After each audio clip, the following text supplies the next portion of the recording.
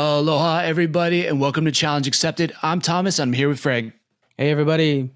And we are taking flight with House of the Dragon Season 2, Episode 1, A Son for a Son. What did you think about this episode? I freaking loved it. I'm so happy to be back in Westeros and, seeing the North and Red Keep and Dragonstone. It's just so good to be back in this world with these characters and these impeccable actors. Yeah, I'm fully on board. What do you think?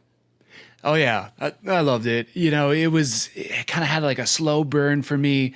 A lot really deep character moments and just like them dealing with the trauma that happened at the last season. So it was so good to just kind of see the results, the fallout, if you will, from what happened last season. So this one was an awesome start. Yeah. I'm going to be doing the rundown for us. I'm going to be pulling from the article that's on our site, guys. Go ahead and check that out. It'll also have a link to these episodes. If you ever want to make sure to listen to Challenge Accepted, you could see the written review plus the Challenge Accepted stuff will all be linked together over there.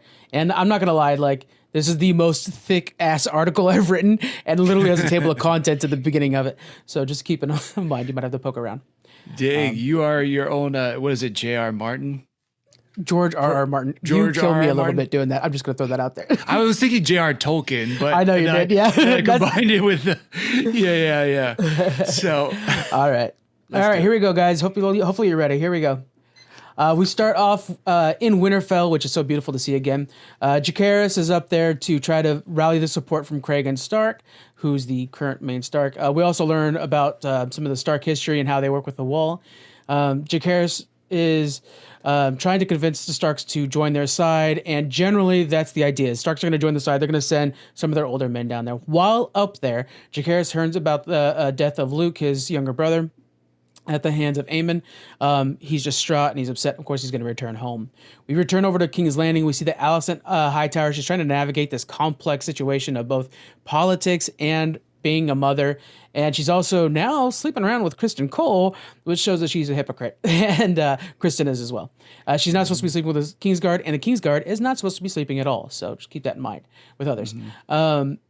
So yeah, she's trying to hold back some of her council, who is ready to go to war immediately. We see that her son, Aegon, is king in name alone. He's just drinking and partying the entire time.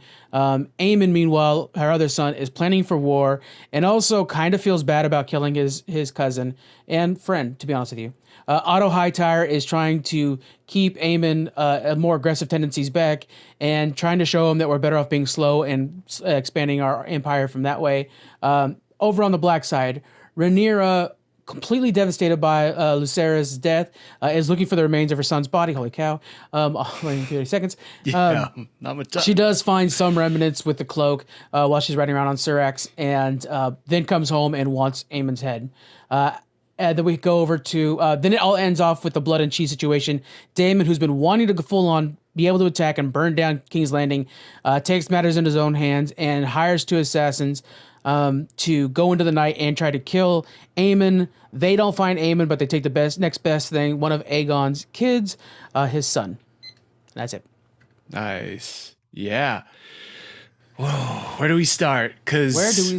Yeah, let's start at the beginning with the Starks, because I was so surprised about that. I didn't know we were going to get anything from the North and the Wall and the Starks. And I was like, oh, I know them. So that was really cool. Are you familiar with Cragen's backstory at all? Not super familiar with Cragen. He's not super explored. One of the rumors I mentioned, if you guys listen to Challenge Accepted, we did a little teaser on this. But thank you, Geek Freaks. Thank you. There's so many podcasts.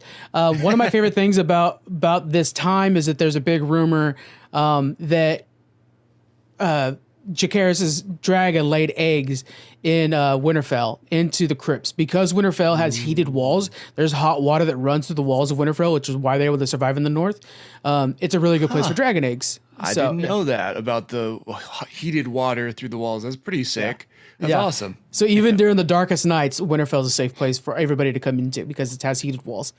Yeah. Wow, so much of this lore and stuff is just like, I just thought they were tough as hell and they found a way to just keep warm. Yeah, okay, that's pretty cool though. One of my favorite parts of this part is the explanation from Cragen that 10% of basically the Stark household goes to the North to take the Black whenever there's a start of winter.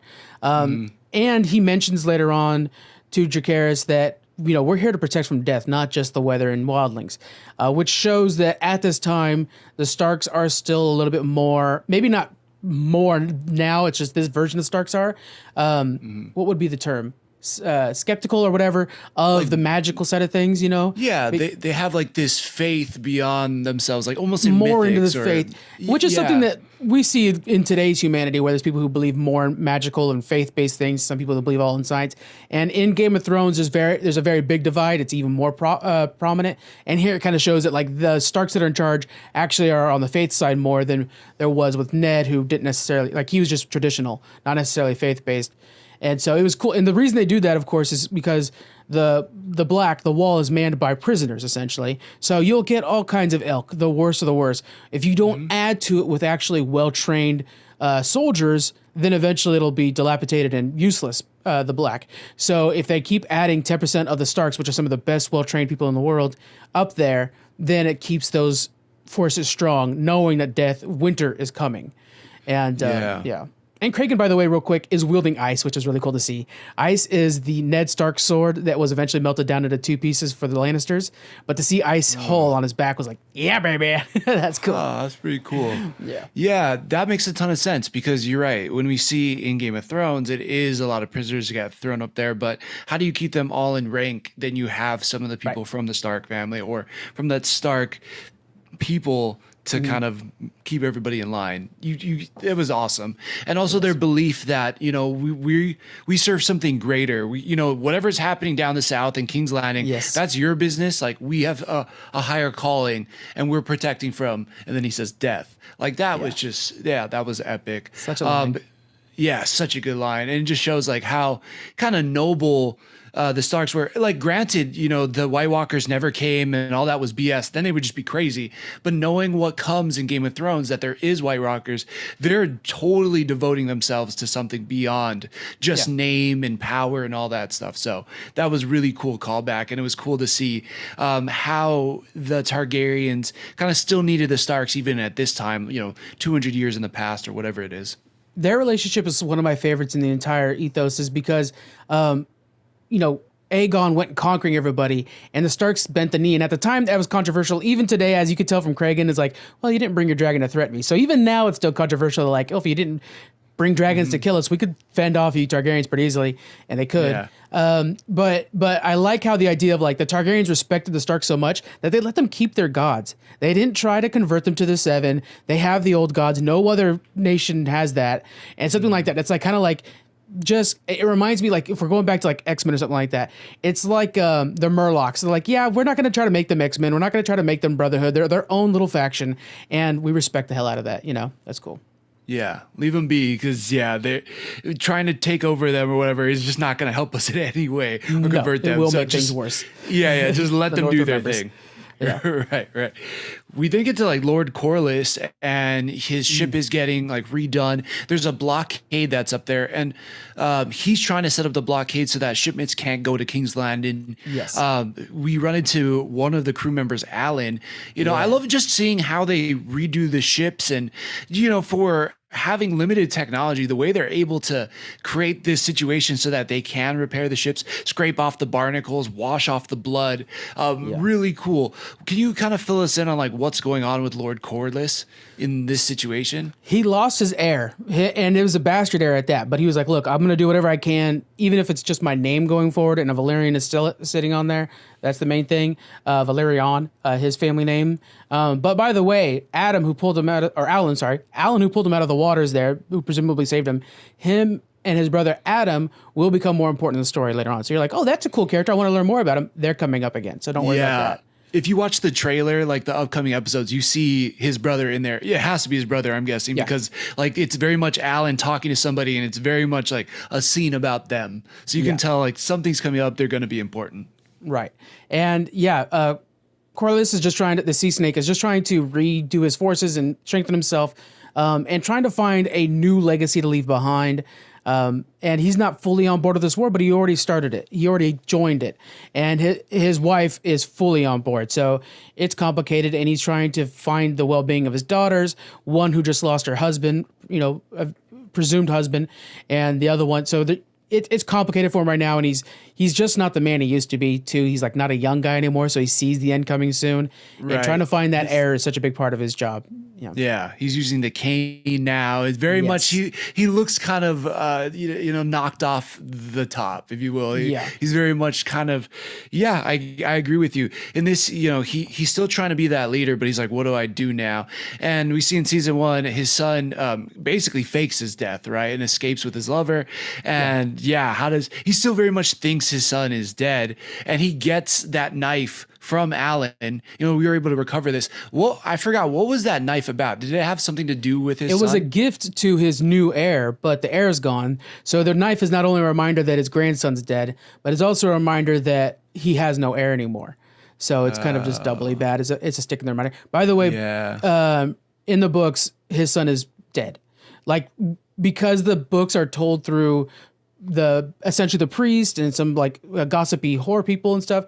Everybody thinks the son is dead. He is dead. The show is actually what really happened. The books are what is being told everybody. So you won't hear much about him. Yeah. That's pretty cool, though, that he basically got to live his own life. Speaking of the son, I don't know his name, but he got to live his own life with somebody he loves and everything. That's pretty cool. I like that addition. That also doesn't break the canon of the books. That's pretty cool little addition. His dragon Sea Smoke is still around. So that's Laenor Velaryon. But his dragon Sea Smoke is still around on that island. So will they be part of the battles? We'll see soon. I think it will. Yeah. All right. So we get to see Aegon, and you kind of filled me in a little bit before, but Aegon is fully the king. He's the bro of bros. He's partying with the boys. He's trying to get his kids in trouble. Tries to bring his son into the High Council meeting. He's not paying attention at all. He wants his son to run amok. He's messing with the Lannisters. Let's catch up with what's going on. The fact that he's messing with the Lannisters, he's messing with Tyland Lannister. Just shows how dysfunctional that council is, right? It's there in name alone. Basically, it's Otto babysitting people. It's Aegon who's just going to randomly make calls that don't mean anything. It's the mom kind of regretting the situation she's in, Alicent. It just shows how crazy it is. When just one generation beforehand, it was a well-functioning machine. And that's when Rhaenyra was training to take that role. So it just shows that it's like, what are we doing here? That's the vibe I was getting from the entire thing. What about you? I didn't even think about that the Green are now dysfunctional in that High Council, where when it was Aegon the First and Rhaenyra, it was well functioning. It was what you would expect a High Council to be, looking at the future of their people, the future of their the series. I didn't even think about it that way. So it just shows a lot of different character dynamics. Like Alicent really. She's being pulled in so many different directions. Granted, she's doing some things that she's not supposed to do also with the dirty of dirty holy man, Sir Criston Cole, the knight in shining armor, who's definitely getting it on with everybody he can, it seems like. I kind of feel for Alicent, and yet I'm not Team Green. I'm Team Black, but I see that she's a mother. She has Aegon, who's kind of a shithead, he's the king, but she has to respect that. But also, he's doing whatever he wants. And then she kind of knows Aemon is on the right track, but he's also kind of a psycho. He could do whatever he wants. So there's a lot going on with Alicent. I would say there are no good people in Game of Thrones or Ice and Fire, anything like that. Like, Bran is probably the most innocent person I can think of, and he's basically taken out of commission like day one. So yeah. What about the knight in Game of Thrones that was the lady that became like the top knight? Brienne of Tarth. Oh, I love Brienne of Tarth. She felt always so good. And Jon Snow seemed pretty good. But like Brienne of Tarth was really kind of like, she was definitely pushing for a lot of reasons, but also she was just really into one dude is kind of like a lot of her motivations. And then when that one dude dies, then she's lost and she became a great knight in the meantime. So there is like the motivations aren't always as like, I don't want to. Yeah. So there's all kinds of things, right? Yeah. Got it. And in this case, like even Alicent, of course, she's hypocritical. Rhaenyra is bloodthirsty as all hell. She may be holding the reins back, but it won't be forever. And she's very much a Targaryen. Targaryens, they flip that coin. You're either a great conqueror or a great leader, and most of the time it's conqueror. Yeah. Yeah, I mean, I loved it. In this episode, Rhaenyra had one line, and it was, I want Aemon Targaryen. and man, is it powerful. Man, does it hit. Yep. Every time you see her throughout this episode, she's just breaking down and bloodthirsty, but I think for good reason. You know, it's like her one of her babies got murdered in cold blood, and really, you know, what else can she say? Now we find out later on in the episode how that results for Daemon, but sticking with Rhaenyra, I just think, man, they are such a good actress. M. Darcy is fantastic, and I think it really hits home. And again, for me, it's so justified in this episode. And it reminds me so much of Daenerys Targaryen, right, from Game of Thrones, where when they're struggling at their most, the best thing they can do is go out with their dragon and fly around and just kind of take a moment for themselves. The dragons and their riders are linked. And so I love when Rhaenyra's like just yelling into the winds and basically at the gods, you see the dragon yell right after her. Like the dragon is also in mourning now too. And I just freaking love that because also, of course, there's the dragon wing there too, but she's feeling the emotions of the child, of the master. That's how they're linked. Right. As somebody who didn't read the books and didn't know that, it just seems like the dragon is so in tuned and empathetic with her. You know, like he can tell his rider, owner, master, whatever is in pain. So, you know, they're embodying that's what I love. But that's cool. Yeah, like Caraxes, which is Daemon's dragon, he's already like disformed a little bit. You notice that he's like elongated. He's a little bit different than a lot of other dragons, but he's also like insane and wild, which is like, that's Daemon. You know, like they are what their master is. Yeah. So it's fun. Interesting. That's pretty cool. That's a little tidbit I didn't know. That's awesome. Yeah. And Vhagar, the oldest dragon, the big one, he was ridden by like the war leader of Aegon the Conqueror, his sister. And so Vhagar is very much old and a war battling dragon. So it's connected to that one, but it only accepts people who will accept that as well. And so that's why like Aemon being like this one is planning and not drinking with his brother is like, that's right. It's because it's Vhagar. Yeah. Yeah. But he also doesn't listen to him, at least at the end of season 1. So I love that. Right. Also, he doesn't have complete control of him either. He's like, it's almost like, I accept you, but I'm still in charge. You can ride on top of me, but I'm going to do what I want to do, which still, again, feels kind of like Aemon. So I love that these dragons kind of personify what these characters are about. Absolutely. Yeah. And Vhagar's beautiful too. The way they do Vhagar, the holes in her wings and stuff, like very old dragon. They make sure to show that. And I love they even said, Otto says like, you and your dragon are the most powerful things in Westeros right now. And when you see Vhagar flying over, you're just like, oh my God, it's almost out of time. It's so big. Yeah. Right. I mean, it's like the whole city. Now you mentioned Otto Hightower, and I feel like in this episode, it's so good because you could just see him plotting. Right, he's always plotting. He's been the hand of the king to 3 different kings. He's there with Aegon, and he's like, gosh, Aegon is just wild. I'm going to do what I can to kind of steer him in this right direction. And sometimes that puts him at odds, I think, with Alicent. There's a great conversation there. But also, it kind of directs him to the real brains of the operation sometimes, which is Aemon. And you can see when he says that, hey, you and Rhaegar or Vhagar are the true powers of the kingdom. Man, does he have his hands kind of in everything. And yet he has power because he's there, and yet no power because he has to work through so many people. But yeah, what were your thoughts on Otto Hightower in this episode?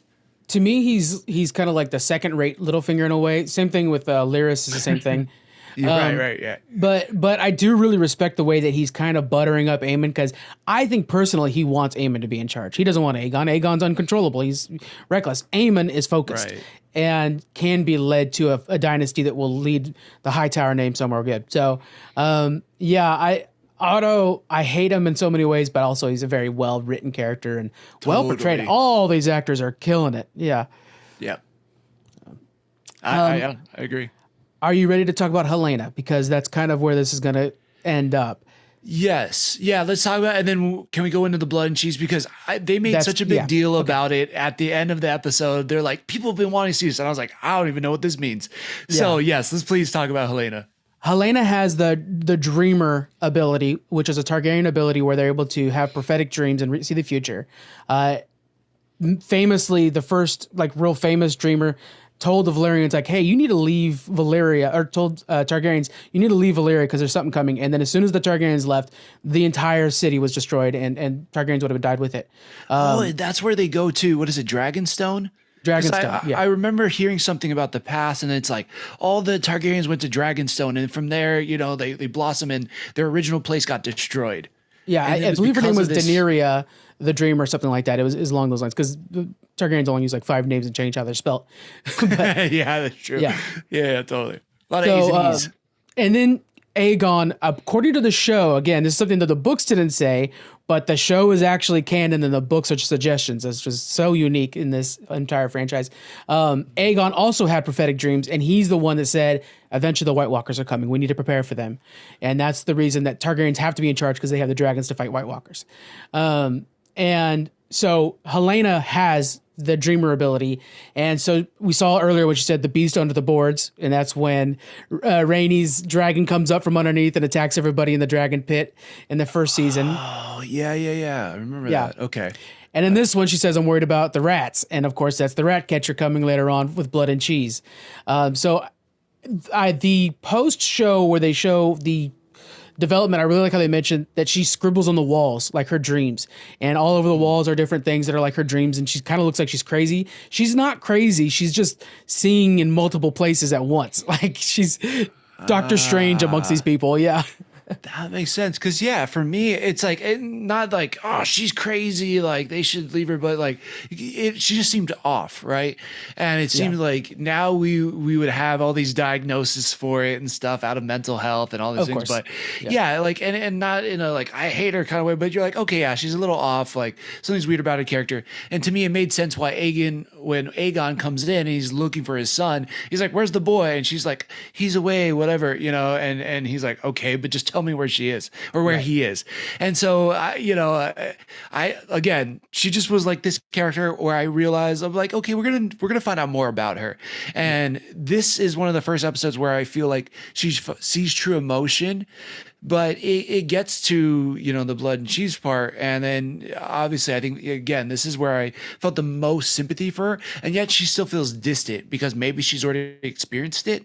Is that kind of what we're getting from her? She knows that something bad's going to happen, and she is mentally breaking. From here on out, her mental state is far worse.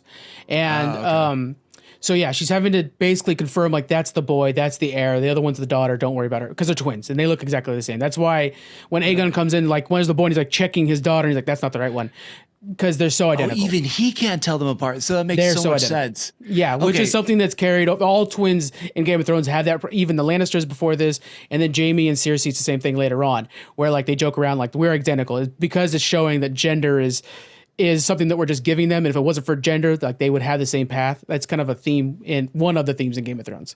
I love that. Yeah, it definitely came across in season 1 when the father names Rhaenyra queen. They're like, people would rather go to war and spill blood than have a woman on the Iron Throne. And you're like, oh boy, okay, whatever. But yes, that is a big theme of it. It makes sense. So let's get to the blood and cheese part, because I'm so curious about this. Okay. We see that after Rhaenyra says, I want Aemon Targaryen, Daemon takes it upon himself to seek revenge, right? He finds somebody through, what was her name? Mysaria? God, I can't remember. Yeah, it's something She's like that. The White Worm.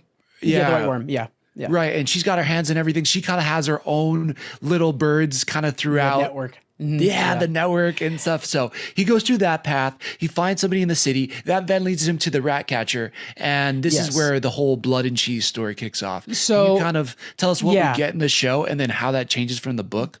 Daemon also is a very big popular guy in Flea Bottom, because he'd go down there and he'd drink and whore and all kinds of fun stuff. And so he's also just kind of like the cool guy. And so that helps too. And in the show, he establishes the city watch. So the guy that he like walks by, he was his boss. He gave that guy a job, and everybody that's protecting that city at the time. So that was about 5 years before this. He did that. The gold cloaks are what they're called. And so anyway, so he bribes the guy. They get the rat catcher who knows the keep real well. Specifically, the interlinking tunnels, which even the royal family doesn't know well because it's too dirty for them. It's like, ew, that's where the poor people go. And so then, yes, they sneak through Ratcatcher. They're called Cheese and Blood is their nicknames. Go through there. Eventually they get up to the royal family suites. They cannot find Aemon, which they're there to kill. And we don't know if Daemon said, then just kill somebody else. A son for a son, we assume that Daemon probably would have done that. Right. Because the way that scene cuts, he's like, what if I can't find him? Exactly. Well, I don't know. Again, I don't know. I'm guessing it's cheese, but he goes, what if I can't find him? And then it just cuts. And you're like, ooh, he could have said more to him, but we don't know. We don't know. And I think we're going to find out in the next one, which is something that's not said in the books either, by the way. They find Helena, cheeses with Helena and has her hostage, and saying of the two kids there, a boy and a girl, which one is the heir? And, they choose the heir. She says correctly that's the heir. It's so gruesome. They did a really good job of cutting away, but still making sure you're very well aware what's happening. They're cutting the kid's head off. Yeah. Yeah. And Helena, I love how they made sure to keep the camera on her face, and you could almost see her psyche shattering in front of you. It was such a great performance. And then she kind of runs away almost like in complete shock, and tells Alicent, who's in the middle of a little Kristen sandwich there, having fun. Which she said earlier in the episode, we can never do this again. I know. It's like, she's okay, here, whatever she wants, she's going to have. There are no good people in this story. And then, she says they killed the son. They killed the boy. So how is this different than in the books? In the book, first off, Blood is not on the city watch. He's a butcher. That's why he's called Blood. And then Cheese, Ratcatcher. So they both get in there. And same kind of scenario where they get in there and they find Helena. But at this time, Helena and Aegon have 3 kids. A young son named Maenor. Let me confirm the name. I'm pretty sure it's Maenor. No, I'm not sure. Maelor, sorry, it's with an L. Jaehaerys and Jaehaera. Jaehaerys and Jaehaera are the twins. Jaehaerys is the heir, and Maelor is the younger son who could still speak and stuff like that. He's not that young, but he's essentially a toddler. And they could tell that they're boys. They don't have to figure out if it's a boy or a girl. They could tell if it's boys. And so they ask her, which one do you want dead? Not which one is the rightful heir, because that's what they did in the show to make it a little bit less her decision and more like we're just looking for the heir. But in the books, it's more like, which son do you want to see dead? And she, in desperation, says Maelor, the one that's not going to be the heir, the one that's not destined to be the king, being responsible. And so then they go to Maelor and said, your mom wanted you dead, and kill Jaehaerys in front of her. Jeez. Yeah. And so now Maelor, this young kid, thinks mommy wanted me dead. She, shattered, of course, and Jaehaerys, the heir to the throne, is dead. And so that's the difference from the book. I think it was a little bit more brutal because now they were just like, now you have to raise a kid who thinks you wanted him dead the entire time. Yeah. Just like a really screwed up addition to her life. Yeah. Oh, yeah. That's just insult on injury, though. It is. Yeah, especially, because she's going to still see him murdered. And the results are still the same, minus the fact that the person who's going to come up and now be the heir thinks that he wanted his mom dead. They still could do that, but it's a different way. And so she runs into Alicent's room, with Sir Criston Cole shattered. It kind of leaves on like this very like kind of quiet, just solemn moment. What about this? Like, where does it go from here? Or where do you think it's going to go from here? In the show. Right. We're going to have Daemon coming back, presumably with the head of Jaehaerys, and nobody's happy with that. That's the thing, right? Both the moms are not happy that the kids are dying, and so when he brings like, "Hey, congratulations, I just got revenge for your son," she's like, "I don't want my nephew killed," because that's her nephew. I don't want my nephew killed, and it's still going to not matter at all. Daemon's out for blood. Aemon's out for blood. Those two are just murderers and strategic players, one more uncontrollable than the other. And so, it's just going to add fuel to a fire that nobody really wants burning. And unfortunately, what's going to happen is the people get burned enough to actually have a problem too. That's the other thing not being mentioned a whole lot in the show, but you can kind of catch in the background, is that the citizens of Westeros are not happy with the situation. And the people of King's Landing are not very happy. Yeah. Yeah, no, I loved this scene because we don't get to see a lot of the king's kind of their connection to the people. And when they come to the court and they're asking for things like, hey, you guys took 10% of my goats. I need them back, basically. Aegon, I mean, he seemed like a pretty decent king. He's like, yeah, give it to them back. Like, give them, more money, pay them up front. And Otto Hightower comes in. He's like, you can't do that. So it actually seems like he is trying to be a decent king. But again, with Otto in control and saying, no, we take, because we're the rulers, we need this. They'll suffer. They'll have to take what we give them. Yeah, I think it's only going to make the people in King's Landing hate the king even more. Yes. And so, yeah, I think, again, it kind of speaks to how uncontrollable the Green Council is and how it's gonna rub off on the people eventually. So I think that was a great call out. And you're right. I think we can already see it in the show. One of the things we saw too in the show is that they're building the scorpion bolts, which are what takes out dragons. They're so outnumbered dragon wise that they have to also go to like conventional weaponry, and in doing so, we saw this in Game of Thrones as well. But they're using every ounce of resources. Every blacksmith in town's working on this. Every carpenter's on town working on this. That it hurts the economy. That you're preparing for an attack by dragons so much that we're making things for the royal family that we don't get paid for, instead of making horseshoes that we do get paid for, type of thing. So You're also dragging down the entire economy of King's Landing, which of course once that it trickles down into Flea Bottom, which is where rebellion breeds, so you got to be careful with that too.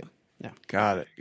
Yeah, and if Damien can sneak in there and kind of still connect with the people at the bottom really easy, then yeah, that's bound to happen. That's pretty cool. A lot of that stuff I didn't know. Just taking it from what the episode gives us, all of these seeds are planted. I feel like, like things maybe change in the term of like how it happens in the book, but the results are the same. Oh yeah, and I love that aspect about it. Damon and Aemon, though, they're like two sides on opposite ends of a coin, right? I mean, they are very much the same, and we get to see it, I think, at the end of season 1. There's like this weird kind of standoff between them, and Aemon's now at the point where he's such a good fighter. He has the strongest dragon. I love that eventually, uncle and nephew are going to have to like butt heads at some point. And I'm excited for that battle. Yeah. Without spoiling it, did they confront each other at some point down the line? And it's going to come to a head. Yeah. That's awesome. Every side has a counterpart, right? Otto to Coriolis. Everybody has Coriolis, right? Coriolis, thank you. Sea Snake is what I don't call him by his name. He's Sea Snake. So that's right. Which Sea Snake is such an epic nickname. Such a dope name. Yeah. But yeah, there's always these counters and stuff like that where you're like, yeah, that's the way it should have been. And there's so many more people that are going to die in the story before we get to the end. And that's the fun part, is how many Targaryens are just weeded down. Once we get to Game of Thrones, you got to remember that not only are Targaryens, there's a lot less Targaryens in the family line. There's a lot less dragons in the family line, things like that. And think of how old Vhagar is. Presumably, if it wasn't for the Dance of Dragons, which is this civil war we're in right now, we would have had way older dragons still alive and stuff like that in the Game of Thrones storyline. But instead, dragons were completely deleted at that point, which a lot of them were just evolving out, like by the end, like Aerys's age, they were the size of house cats. That shows you how much they were just kind of weeding out. And then when Dany hatches the 3 eggs, it was a whole new era of dragons that was born. Oh, that makes sense. That's cool. That's like insects. Like if you look at like prehistoric times, they were massive, right? They're huge, and they're like, look at these beetles were the size of houses, and now like they're fitting your palm of your hand. So okay, I dig that. We're also seeing the downfall, like you were hinting at, the downfall of the Targaryens. And we wonder why, when you get to Game of Thrones, it's just Daenerys and her brother, and then all of a sudden, like, there's no dragons. Like, this is the start of them imploding and basically ruining their line. And in a lot of ways, King Aerys the Mad was definitely like the end of the Targaryen strength in any way. The fact that Dany was able to rebuild after that is straight up a miracle, and mostly help from everybody else around her.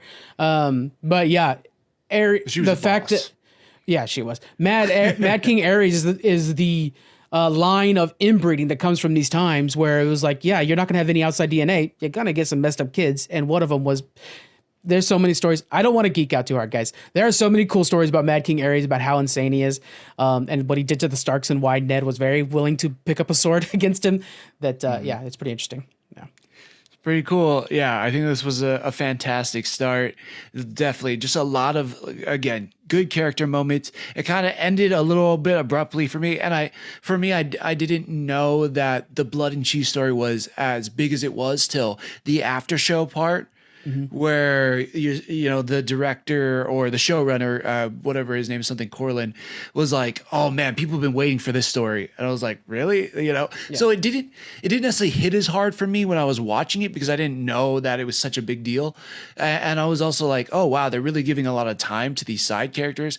But after hearing that, it's like, wow, okay, so that was a lot of like really good fan service in terms of like also serving the story moving forward. So it really felt like a great episode. It was a lot of setup, a lot of a fallout again from what happened at the end of season 1. It was great to catch up with everybody, and yeah, I thought this was a really, really strong start to the season. What about you? Yeah, I freaking loved it. Of course, I'm just so happy to be back in Westeros, and it's. I think this show is as good of an adaptation of a textbook, essentially. Like Fire and Blood, this book is a textbook. It's not actually a storybook. So the fact that they're adapting from that is incredible. They do such a great job. And people read that for fun? Hell yeah, they do. Yeah, I have it bookmarked to the part where the show's at right now. That's awesome. So I can check my notes. There you go. Hey, everybody, if that's not a reason to tune in every week to Challenge Accepted, I don't know what is, because we got somebody who's going beat by beat through the book. I'm curious. I'm as fascinated by it as I'm sure a lot of you out there are. Well, after I was done watching it, and I was like, oh man, they just did Blood and Cheese. God, I have to reread these stuff because I have to refresh my mind. Because of course, like I said, they use 5 freaking names and just change the spelling on them. Yeah. But the problem is like when it comes to fantasy books, like right now I'm also reading Mistborn by Brandon, and so I hate to read different fantasy books at the same time because the names are so wacky. It's hard to remember them all. So I'm like, shit. So I have to stop reading Mistborn, reread some of this, and then go back to Mistborn. That's gonna mess me up. And this is not a criticism by any means. This is just me being on the outside watching these shows. This is one of the more challenging things for me, I think, with House of Dragon as compared to Game of Thrones. The names are so close and they are kind of related. I really have to. I end up looking up the family tree so much in these episodes. Yeah. I know it'll eventually sink in, and I got it by the end of House of the Dragon season 1. But season 2, just jumping into it, it took me a minute to remember who are they talking about and what are the names of the people talking. Like Rhaenys with Daemon in the beginning, I'm like, I know it's close to Rhaenyra, but what is... So I will say it's going to take me a little bit of time to get up to speed, and I don't know, I can imagine for some other people that might be a similar thing. Yeah, the fact that it's like Daemon versus Aemon versus Aegon, and again, Aegon the second. E's. There's a lot of A's combined. It is, and that's something from Valyria. And then they just announced Aegon the Conqueror's storyline that they're working on, which is one of those things where it's like they have to eventually do this into its own movie or its own series. But that's Aegon the first one, which is the Conqueror, the best of the best, honestly.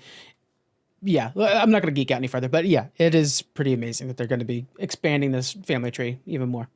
It's awesome. It's awesome. But yeah, this show is fantastic. So great to have it back. Yeah. Any other final thoughts on season 1 or episode 1 of season 2? Episode 1 mentions some other dragons that we're waiting for, like Vermoth and stuff like that. We saw Daemon go into a cave in season 1 and see this big dragon in there and then kind of like walk out. That's Vermoth. It's Jaehaerys' dragon, and it's the second biggest dragon behind Vhagar. I would look forward to other dragons coming out that have not been super seen a lot. And so sea smoke and stuff like that, and that all will participate in some way or another. Ooh, boy, I love it. I love it, man. Just, more dragons, which I think people wanted to see in the original Game of Thrones. We're getting it here. And just with deep character stories, man. Dragon fights, so cool. I can't wait. Yeah. Oh, man. Some Harrenhal stuff is going to be blast. It's going to be good. I'm going 4 out of 5 stars on this one. What about you? 4.5 out of 5 stars. 4.5? I completely get it. I think that's totally fair. For me, it's a 4.5. Again, there was a lot of looking things up and like matching names and stuff, but I cannot say too many bad things about any Game of Thrones, House of the Dragon. I've loved it all, and this premiere is no exception. This was so good. And again, just having Rhaenyra say one line in this episode and still be so impactful. Evan Darcy, incredible actor. This show, man, Matt Smith being Daemon and just being a psychopath. Oh, I love it. You see him at LA Comic-Con? How cool is that to see him at LA Comic-Con and then be on the show you're watching. Oh my gosh. And him talk about how awesome of an experience it is. And this guy's been a part of some major franchises and is a fantastic actor in his own right. So man, I can't wait to see Damon just go crazy in this episode too, just being sly and everything. God, I love Matt Smith. This was an awesome episode. Yeah. All right, guys, we're going to be covering it every week along with The Boys and with The Acolyte. The Acolyte's coming out tomorrow. We got busy weeks ahead of us.